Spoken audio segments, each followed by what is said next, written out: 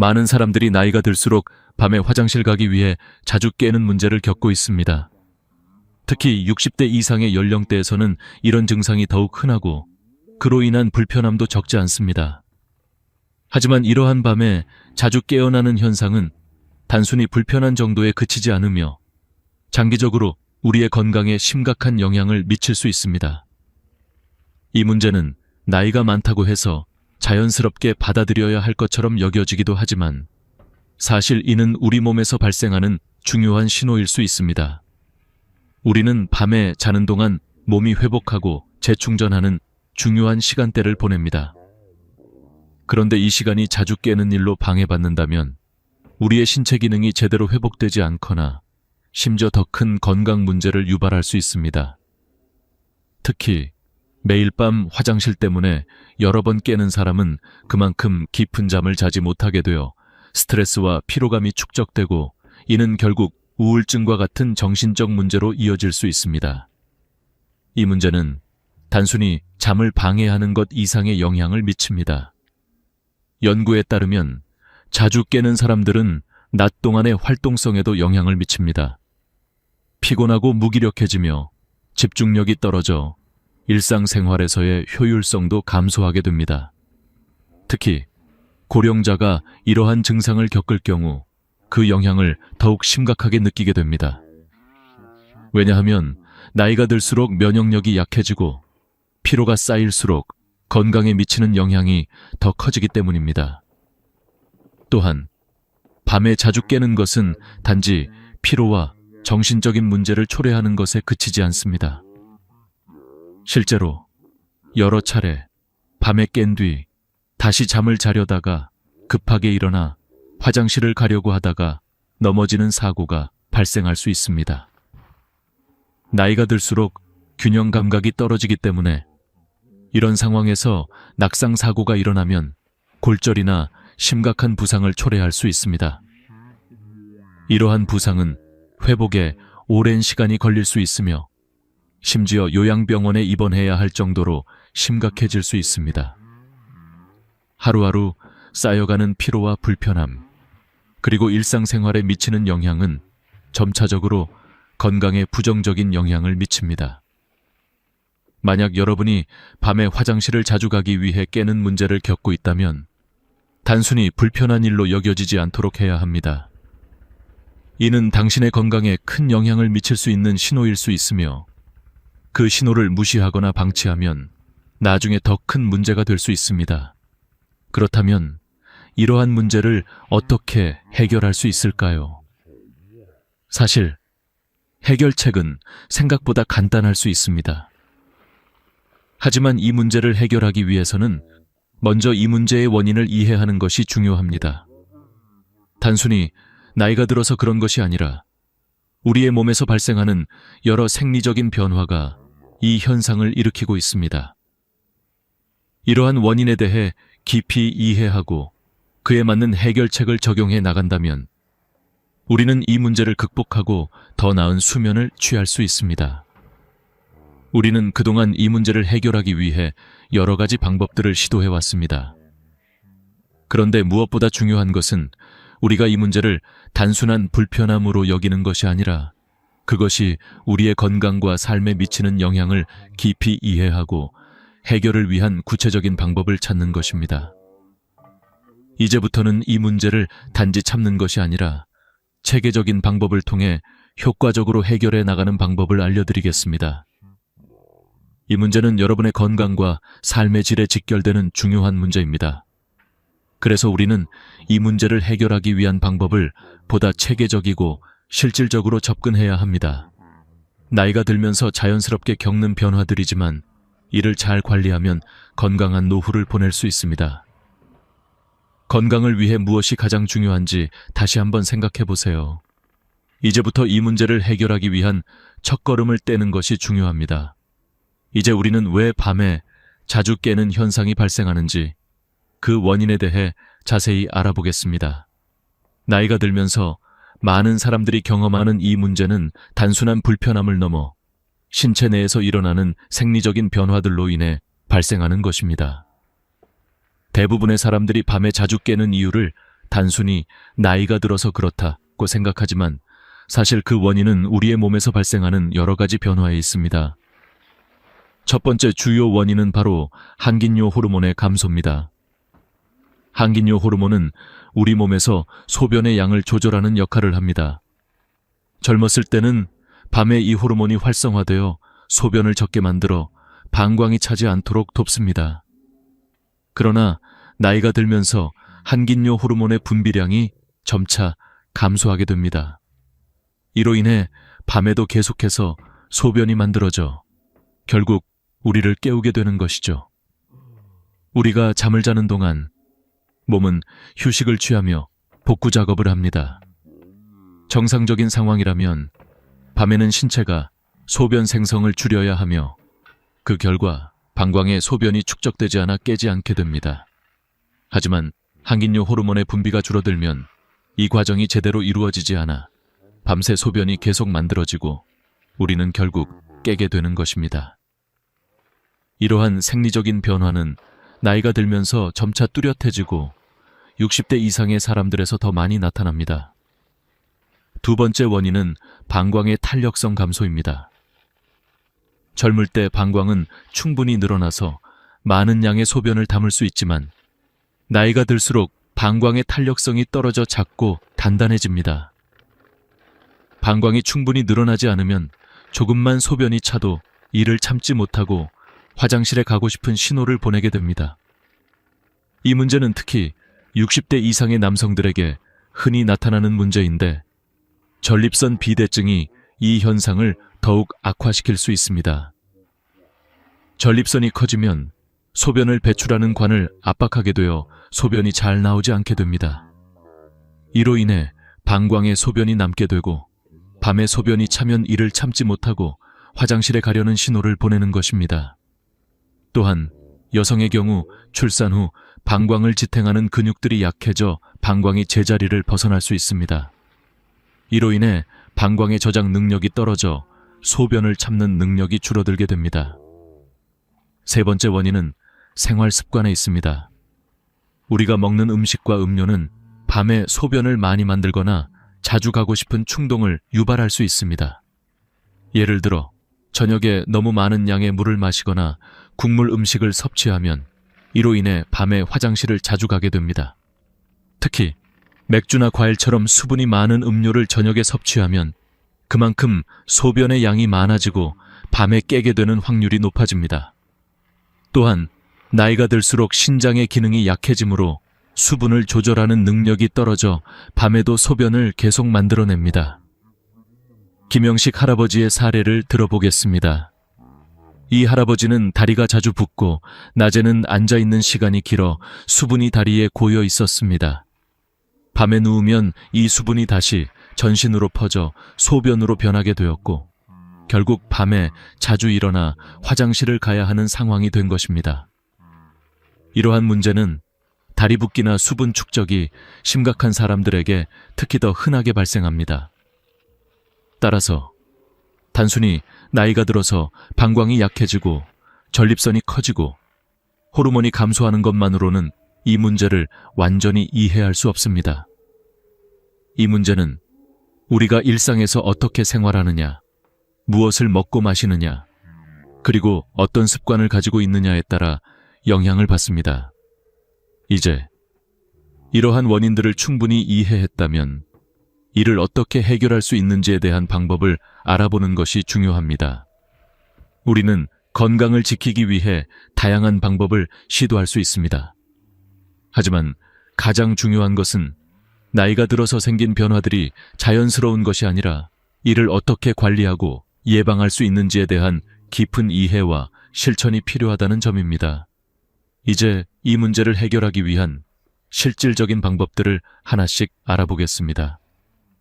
밤마다 화장실 가기 위해 자주 깨는 문제는 단순한 신체적 불편을 넘어서 우리의 정신 건강과 일상생활에 심각한 영향을 미칩니다. 이 문제를 지속적으로 방치하게 되면 우리의 삶의 질은 크게 떨어지고 정신적, 신체적 건강도 큰 타격을 입을 수 있습니다. 특히 60대 이상의 고령자들에게는 이러한 문제가 더 심각하게 나타나며 이로 인한 다양한 부작용들이 나타날 수 있습니다.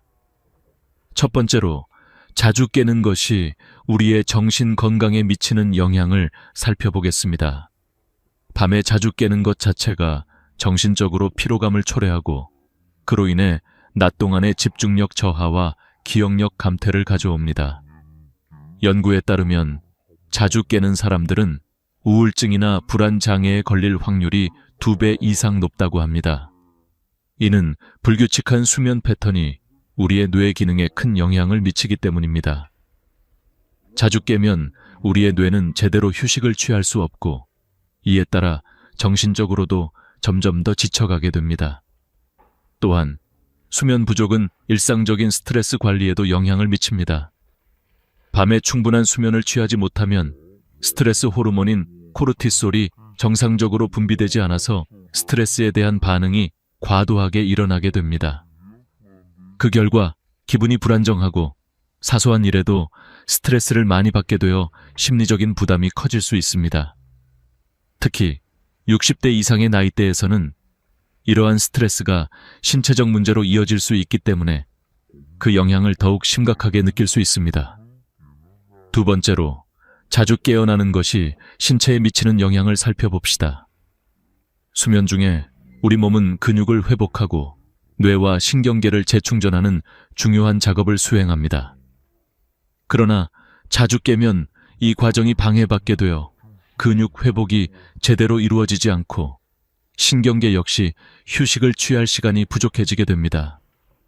그 결과 피로가 쌓이고 면역력이 떨어지며 감염에 대한 저항력이 약해지게 됩니다. 또한 자주 깨어나면 신체적으로 피로가 누적되어 체력의 저하를 가져옵니다. 이는 나이가 들수록 더욱 심각하게 다가오며 작은 일에도 쉽게 지치거나 무기력감을 느끼게 됩니다. 건강한 노후 생활을 위해서는 충분한 수면이 필수적이며 이를 통해 몸의 에너지를 재충전하고 일상생활에 필요한 힘을 얻을 수 있습니다. 만약 자주 깨고 제대로 자지 못하면 체력이 급격히 저하되며 이는 건강 문제로 이어질 수 있습니다. 세 번째로, 자주 깨는 문제는 낙상 사고와 같은 신체적 사고를 초래할 수 있습니다. 밤중에 화장실을 가기 위해 일어날 때 많은 사람들은 피곤하고 혼란스러운 상태에서 움직이게 되며 이로 인해 균형을 잃고 넘어지기 쉬워집니다. 특히 고령자의 경우 골다공증이나 관절 문제가 있어 부상의 위험이 높습니다. 골절과 같은 사고는 치명적일 수 있으며 이후에는 오랜 회복 기간이 필요하고 때로는 요양병원에 입원해야 할 정도로 심각한 상황이 될 수 있습니다. 예를 들어 제 환자 중에는 78세의 박영수 할아버지께서 밤중에 화장실 가려고 일어났다가 침대에서 떨어져 고관절을 다친 사례가 있었습니다. 수술비만 300만 원이 들었고 6개월간의 재활 치료를 받았지만 결국 완전히 회복되지 않았습니다. 현재는 보행기 없이는 걷지 못하는 상태가 되어 일상생활이 매우 불편해졌습니다. 이와 같은 사례는 자주 발생하고 있으며 낙상사고의 위험을 간과해서는 안 됩니다. 사실 밤에 자주 깨는 고령자는 낙상사고의 위험이 3배 더 높다는 연구 결과도 있습니다. 이는 매우 심각한 문제로 나이가 들수록 더욱 신경 써야 할 부분입니다. 이처럼 자주 깨는 문제는 단순히 잠을 방해받는 불편함을 넘어서 우리의 신체와 정신 건강에 직접적인 영향을 미친다는 것을 알 수 있습니다. 이러한 문제를 방치하면 우울증, 피로, 면역력 저하, 낙상사고 등의 여러 가지 부작용이 발생하게 됩니다. 이 모든 문제들은 결국 우리의 삶의 질을 떨어뜨리고 고령자들이 겪는 일상적인 고통을 심화시킵니다. 따라서 이 문제를 해결하기 위해서는 단순히 불편함을 참는 것에서 벗어나 적극적인 해결책을 찾고 실천하는 것이 중요합니다. 우리는 이 문제를 해결할 수 있는 여러 가지 방법을 적용할 수 있습니다. 그 방법들은 간단하지만 효과적이며 우리의 건강을 보호하고 삶의 질을 높이는 데 큰 도움이 될 것입니다. 밤마다 화장실 때문에 자주 깨는 문제는 고령자들에게 매우 흔한 문제이지만 다행히도 이를 해결할 수 있는 방법들이 존재합니다. 이 문제를 완화하고 더 나은 수면을 취하기 위한 여러 가지 실질적인 방법들이 있으며 이 방법들은 비교적 간단하고 일상생활에서 쉽게 실천할 수 있는 것들입니다. 이제부터는 이 문제를 해결할 수 있는 몇 가지 실질적인 방법들을 하나씩 알아보겠습니다. 첫 번째 방법은 저녁에 물 섭취를 줄이는 것입니다. 낮에는 충분한 수분을 섭취해야 하지만 저녁 6시 이후부터는 수분 섭취를 최소화하는 것이 좋습니다. 저녁 식사 후에는 과일이나 국물과 같은 수분이 많은 음식을 피하고 물이나 음료를 최소화하는 것이 중요합니다. 특히 국물 음식은 수분을 많이 포함하고 있어 많은 양의 소변을 만들어내게 됩니다. 국밥, 찌개, 탕 같은 음식은 자주 섭취하지 않도록 하며 저녁 식사는 건조한 음식을 중심으로 구성하는 것이 좋습니다. 이렇게 하면 밤에 소변을 자주 만들어내는 문제를 줄일 수 있습니다. 특히 나이가 들수록 신장 기능이 약해져 몸속 수분을 잘 조절할 수 없기 때문에 저녁에 수분 섭취를 줄이는 것이 매우 중요합니다. 낮에는 충분한 물을 마시되 저녁에는 1, 2잔 정도로 제한하는 것이 가장 효과적입니다. 두 번째 방법은 저녁 식사 후 다리 올리기입니다. 낮 동안에 다리에 고였던 수분이 밤에 누우면 몸 전체로 퍼지면서 소변으로 만들어지게 되므로 저녁 식사 후에는 다리를 심장보다 높게 올리고 있는 것이 좋습니다. 소파에 앉아서 다리를 올리거나 침대에 누워서 쿠션을 다리 밑에 두면 다리로 고였던 수분이 몸 전체로 퍼지는 것을 방지할 수 있습니다. 이 방법은 특히 다리가 자주 붓거나 심장, 신장 기능이 약해진 고령자에게 효과적입니다. 이 방법만 실천해도 밤에 소변량이 크게 줄어들고 자주 깨어 화장실에 가야 하는 횟수도 줄어들게 됩니다. 이는 매우 간단한 방법으로 하루에 30분 정도만 다리를 올리며 휴식을 취하는 습관을 들이면 큰 차이를 만들 수 있습니다. 세 번째 방법은 자기 전에 반드시 화장실 가기입니다. 밤에 소변을 보지 않으면 잠을 자는 동안 소변이 계속해서 만들어져 밤중에 깨게 됩니다. 그렇기 때문에 자기 전에 반드시 화장실에 가서 소변을 비우는 것이 중요합니다. 잠들기 전에 소변을 보고 자면 밤에 다시 일어날 필요 없이 깊은 잠을 취할 수 있습니다.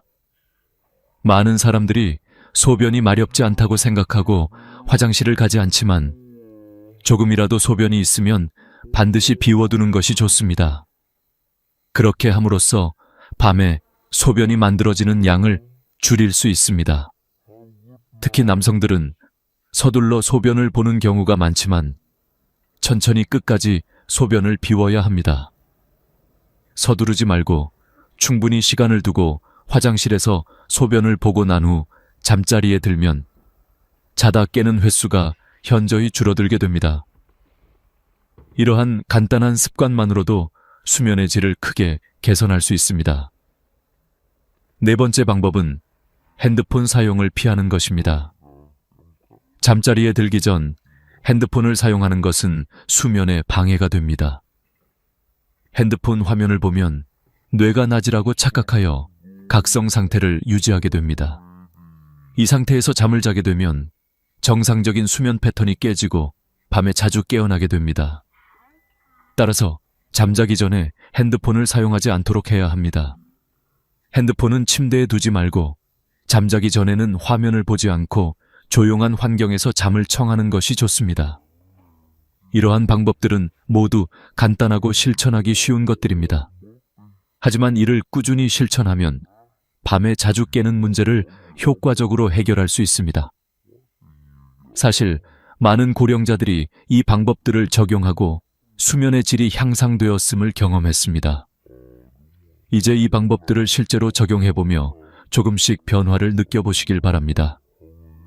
이 외에도 추가적인 방법들이 있을 수 있지만 지금까지 소개한 4가지 방법은 가장 간단하고 효과적인 방법들입니다.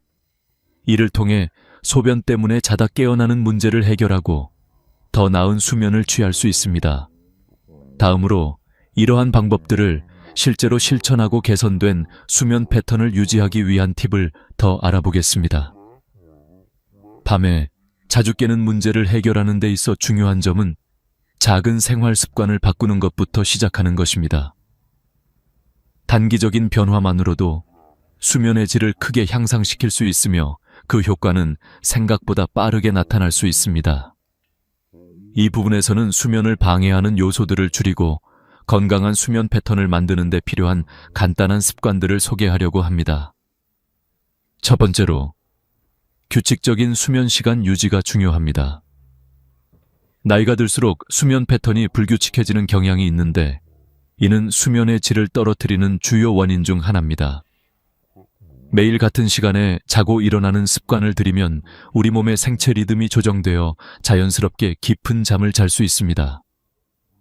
특히 일주일에 최소한 3번 이상 규칙적인 수면 시간을 지키면 수면의 질이 크게 향상된다고 연구에서 밝혀졌습니다. 이 규칙적인 수면 시간은 신체가 잠에 들어갈 때 분비되는 멜라토닌 호르몬의 분비를 자극하여 자연스럽게 잠을 잘 수 있게 만듭니다. 멜라토닌은 우리 몸에서 수면을 유도하는 호르몬으로 규칙적인 수면 패턴을 유지하면 자연스럽게 멜라토닌이 분비되어 수면의 질이 향상됩니다. 만약 잠을 자는 시간과 기상 시간이 일정하지 않다면 몸은 여전히 불규칙한 수면을 하고 있다고 느끼게 되어 그로 인한 수면 부족과 불편함을 경험하게 됩니다. 두 번째로, 저녁 시간에 활동을 조절하는 것이 중요합니다. 너무 많은 활동을 하거나 과도한 신체 활동을 하면 잠자리에 들었을 때 몸이 피곤하지만 실제로는 잠을 이루지 못하는 경우가 많습니다. 이는 신체가 너무 과도하게 각성 상태에 있기 때문입니다. 예를 들어 저녁에 격렬한 운동을 하면 몸의 천이 높아지고 심장 박동이 빨라지며 이는 수면을 방해하는 주요 요인입니다. 따라서 저녁 시간에는 가벼운 스트레칭이나 요가 같은 신체 활동을 하는 것이 좋습니다. 또한 너무 많은 전자기기 사용을 피하고 잠자리에 들기 1시간 전에는 휴식을 취하는 것이 도움이 됩니다. 책을 읽거나 편안한 음악을 듣는 것도 좋은 방법입니다. 너무 자극적인 콘텐츠나 이야기는 뇌를 각성시킬 수 있기 때문에 잠자리에 들기 전에는 편안한 활동을 하는 것이 좋습니다. 세 번째로, 적절한 수면 환경을 조성하는 것이 중요합니다.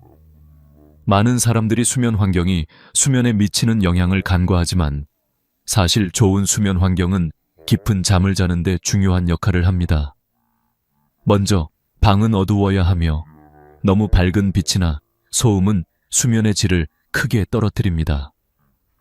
방의 온도도 적당해야 하며 너무 덥거나 차가운 환경은 깊은 잠을 방해할 수 있습니다. 또한 침대는 편안해야 하며 베개와 이불도 자신에게 맞는 것을 사용하는 것이 중요합니다. 불편한 침대와 베개는 몸의 자세를 불편하게 만들고 그로 인해 수면의 질이 떨어지기 때문입니다. 수면 환경을 최적화하면 몸은 자연스럽게 더 깊고 편안한 잠을 자게 됩니다.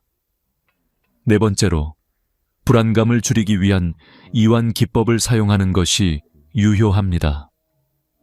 불안이나 스트레스는 수면을 방해하는 큰 원인 중 하나입니다. 이럴 때는 이완 기법을 통해 몸과 마음을 진정시키는 것이 좋습니다. 예를 들어 심호흡, 명상 혹은 가벼운 요가 동작을 통해 긴장을 풀어주는 것이 도움이 됩니다. 이완 기법을 사용하면 몸이 더 빠르게 이완 상태에 들어가게 되어 쉽게 잠을 잘 수 있습니다. 이런 이완 기법들은 특히 잠자기 전 또는 잠을 잘 못 자고 다시 잠들려고 할 때 매우 유효합니다. 또한 스트레스가 많은 상황에서는 하루 중 일정 시간을 정해놓고 이완 기법을 실천하는 것이 좋습니다. 규칙적으로 이완 기법을 실천하면 전반적인 스트레스 수준을 낮추고 결국 더 나은 수면을 유도하게 됩니다. 마지막으로 수면에 영향을 미치는 식사 습관을 점검해야 합니다.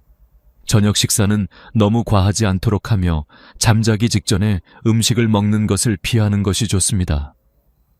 특히 카페인이나 알코올을 포함한 음료는 수면을 방해할 수 있기 때문에 잠자기 전 최소 4시간 이상은 섭취를 피하는 것이 좋습니다. 또한 과도한 단 음식을 섭취하면 혈당 수치가 급격히 오르락내리락하며 이로 인해 잠이 방해받을 수 있습니다. 이렇게 적절한 시간에 가벼운 저녁을 먹고 카페인과 알코올을 피하는 습관은 깊은 수면을 취하는 데 중요한 요소입니다. 건강한 수면을 위한 식사 습관을 갖추면 더 편안하고 숙면을 취할 수 있게 됩니다. 이 4가지 방법은 모두 간단하지만 매우 효과적인 방법들입니다.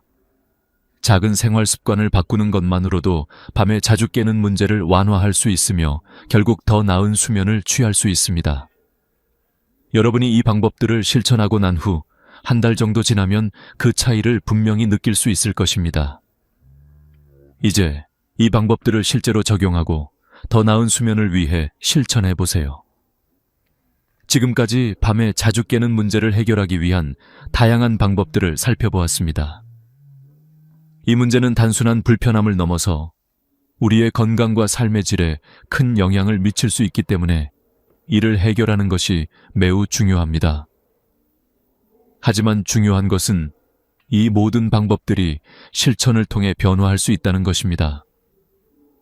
생활 습관을 조금만 바꾸면 우리는 더 나은 수면을 취할 수 있고 그로 인해 건강한 삶을 살아갈 수 있습니다. 먼저 생활 습관의 변화는 우리가 생각하는 것보다 훨씬 더 큰 영향을 미칩니다. 자주 깨는 문제를 해결하려면 매일 수면 패턴을 규칙적으로 유지하고 저녁에 수분 섭취를 줄이며 자기 전에 화장실을 가는 습관을 들이는 것부터 시작해야 합니다. 이러한 작은 변화들이 모여 큰 차이를 만들 수 있습니다. 수면 환경을 최적화하고 스트레스를 줄이는 이완 기법을 실천하는 것도 중요한 요소입니다. 그렇다면 이 모든 방법을 어떻게 실천할 수 있을까요? 우선 꾸준함이 핵심입니다. 변화는 하루아침에 이루어지지 않으며 시간이 지나면서 서서히 효과를 볼 수 있습니다. 각 방법을 하나씩 실천해 나가면서 여러분의 수면 패턴이 어떻게 변하는지 직접 경험해 보세요. 중요한 것은 이 과정에서 인내심을 가지고 매일 꾸준히 실천하는 것입니다. 한 번에 모든 방법을 다 시도하기보다는 자신에게 가장 필요한 방법부터 하나씩 적용해 보는 것이 좋습니다. 두 번째로, 자신의 몸을 이해하는 것이 매우 중요합니다. 수면 문제는 단순히 나이가 들어서 그런 것이 아니라 우리의 신체가 보내는 신호일 수 있습니다. 이를 이해하고 신체가 보내는 신호에 귀 기울이면 우리는 더욱 효과적으로 문제를 해결할 수 있습니다. 예를 들어, 자주 깨는 것이 단순히 나이가 들어서가 아니라 호르몬 변화나 방광의 문제일 수 있다는 사실을 알게 되면 해결 방법을 찾는 데 도움이 됩니다. 자신의 몸을 잘 이해하고 적절한 조치를 취하는 것이 문제를 해결하는 첫걸음입니다. 세 번째로, 필요할 경우 전문가의 도움을 받는 것도 중요합니다. 생활 습관만으로 해결되지 않는 경우 전문가의 도움을 받는 것이 필요할 수 있습니다. 예를 들어, 전립선 문제나 과민성 방광 같은 문제가 의심된다면 이를 전문적으로 다룰 수 있는 의사와 상담하는 것이 좋습니다. 전문가의 진단을 받고 적절한 치료를 받으면 수면 문제가 더 이상 큰 부담이 되지 않을 수 있습니다. 마지막으로, 긍정적인 마인드와 꾸준한 실천이 가장 중요한 부분입니다. 수면 문제는 시간이 걸릴 수 있지만 희망을 가지고 실천하면 반드시 해결할 수 있습니다. 그리고 이 과정을 통해 자신에게 맞는 수면 패턴을 찾고 건강을 지키는 방법을 배울 수 있습니다. 고령이 되더라도 건강하고 행복한 노후를 보내기 위해서는 이런 작은 변화들이 큰 영향을 미친다는 사실을 명심하세요. 여러분이 지금까지 배우고 실천한 방법들을 잘 기억하시고 생활 속에서 하나씩 적용해 보세요. 오늘부터라도 수면 습관을 개선하기 위한 첫걸음을 내딛는 것이 중요합니다. 수면 문제를 해결하는 것은 단지 불편함을 해소하는 것을 넘어서 여러분의 건강과 삶의 질을 향상시키는 데 큰 도움이 될 것입니다. 이제 여러분은 밤에 자주 깨는 문제를 해결하기 위한 방법을 잘 알게 되었고, 이를 실천하는 것만이 남았습니다. 작은 변화가 가져오는 큰 차이를 여러분의 삶에서 직접 경험해 보시기 바랍니다.